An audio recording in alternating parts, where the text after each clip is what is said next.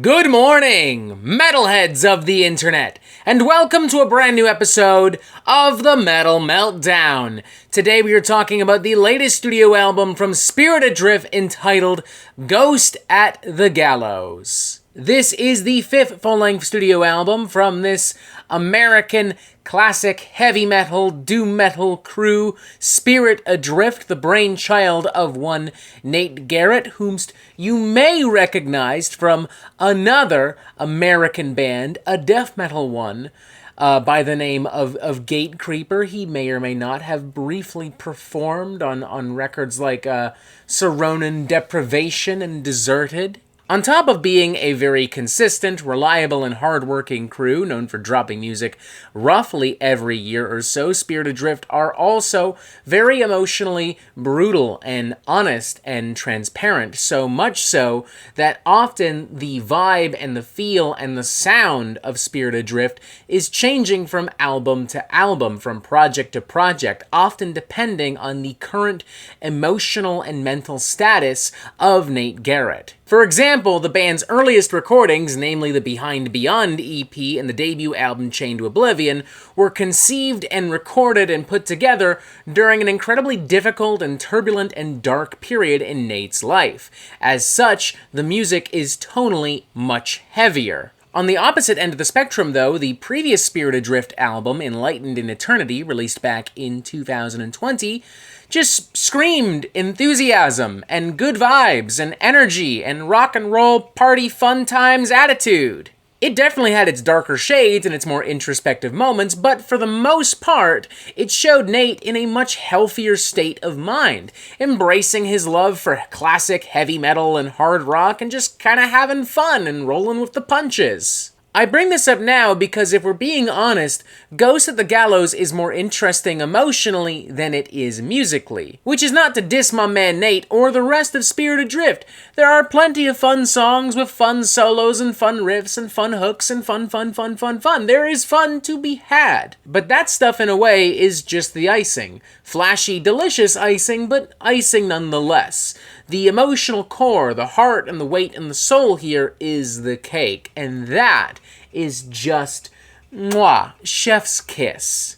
Recently, I had the chance to interview Nate here on the Metal Meltdown, and we talked about some of the things that went into this record, and one of the first things that we did talk about was how, somewhat subconsciously, unintentionally, but nevertheless, the record ends up becoming about the grieving process, and Nate talked about how, over the course of the past 3 years, he had seen and dealt with a lot of death in his life. He talked specifically about how the album dealt with the stages of grief, denial, anger, depression, bargaining, and acceptance. And he also talked about how simultaneously he was getting more and more in touch with his musical roots, the rock and roll and metal and even country and goth music of his childhood. We even jokingly referred to Ghost at the Gallows as Adrift's country goth record. And all of that is felt all throughout. There's a lot of tenderness on this record. There's a lot of intimacy on this record. There are a lot of solemn and sobering and mournful moments and arrangements. And there are also some more inspired and soaring moments. The track These Two Hands, for instance, starts off with a section of very somber and loving dark folk, with very delicately performed layers of acoustic guitars and these more natural soundscapes that are meant to emulate nature, like we're at a campfire right now with Nate, and we're singing this song. There are these very gentle vocal harmonies as well, and there's a little bit more nuance and almost neoclassical flair in some of the acoustic guitar progressions, but for the most part, it is a very gentle and laid-back kind of piece. After about 3 minutes, though, we are treated to an explosion of what I can only describe as epic southern doom metal. Like, there are some towering and triumphant riffs and passages that wouldn't be out of place on, say, a Chemist record, but there's also some very heartfelt, passionate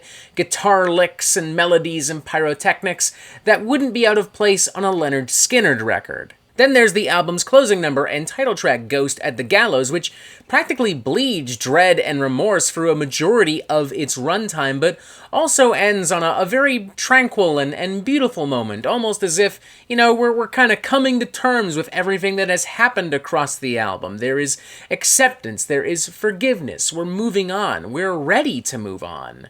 Like, we have these dark and gloomy sections, especially in the beginning, with these hefty mid-paced grooves and these bitter howling vocals. But, as the track goes on, we also have these more spacious moments with some more atmospheric vocals and textures. And, it kind of feels like typo negative, but like if they were in a really fucking good mood for once. Even the album's opening number, Give Her to the River, a very spirited, upbeat blast of classic hard rock and heavy metal badassery, makes time for a lot of different soundscapes and passages and arrangements that are meant to emulate the feel of nature itself. It starts off with some very ambient and tranquil chords, and it ends off with a variety of samples of, birds chirping and the breeze flowing through the wind, and there's something quite beautiful about that. And then kind of sandwiched in between all of that is frankly some of the most energetic, action-packed rock and roll and heavy metal on the entire album, which also kind of adds to the mood. This album is darker, but it's not a total bummer. It still carries the overall spirit in a lot of ways of the aforementioned Enlightened in Eternity, and it still very much wears its love of classic hard rock and heavy metal on its sleeve quite proudly, and it does so without feeling derivative, without feeling generic, without feeling like it's nostalgia bait. There's Hanged Man's Revenge, for instance, which practically leaps out of the speakers with flurries of high-octane, energetic speed metal madness before then diverting to some more soulful, oppressive, but still very emotive, doom-drenched heavy metal. Love some of the classic rock-inspired guitar pyrotechnics and dynamics here as well. Then there's Death Won't Stop Me, which stacks ballsy, juicy grooves and stomping rhythms on top of each other over and over like literal bricks. Love the urgency here. Love how declarative and heavy and in your face this thing is. There's a lot of spirit. There's a lot of attitude. This is definitely going to be a live staple for the band. I'm guessing the same for Barnburner as well, which does probably have some of the most unapologetic love and worship of 80s metal on display. It's quite nice and endearing, though. There are these more epic moments that wouldn't be out of place on a classic Dio record, and I especially like some of the more thrashy riffs and barrages that can be found later on that bring to mind, a more dumbed-down kind of Anthrax. In my opinion, this is the most confident and comfortable Nate has ever sounded on vocals and guitar. Love the rest of the band as well. I hope Tom Draper, the other guitarist, sticks around for a long time because he and Nate just have really great chemistry here. Love the production, love the feel. There's no fat, there's no filler, there's no duds whatsoever. Honestly, I'm feeling a very strong 4 to 5, maybe leaning slightly towards a 4.5 out of 5. I think this is one of the best heavy metal albums that I've heard so far in 2023, alongside the Smolder album from April, and I would say almost inarguably maybe the best thing I've heard from Spirit Adrift to date. Anyone looking for something more fresh and vibrant and meaningful from the genre, but you still want to rock and roll all night and party every day, this is it. This is the album for you. I think this thing is fucking great. I definitely think you need to check this out when it comes out at the end of this week. That would be pretty cool and great and swell of you. And that is it for the Metal Meltdown. I'm not an expert, nor do I claim to be. So what do you think? Do you like this record? Do you not like this record? And what do you want to hear from me next? And thank you for watching. Make sure you press subscribe right here so you get updates on the Metal Meltdown fucking immediately. Check out the interview with Spirit Adrift. Wow, Nate Garret, holy shit. Check out this thing, whatever the fuck that is. I don't even know. It's a surprise, even to me. And as always, you have yourself a fantastic fucking day.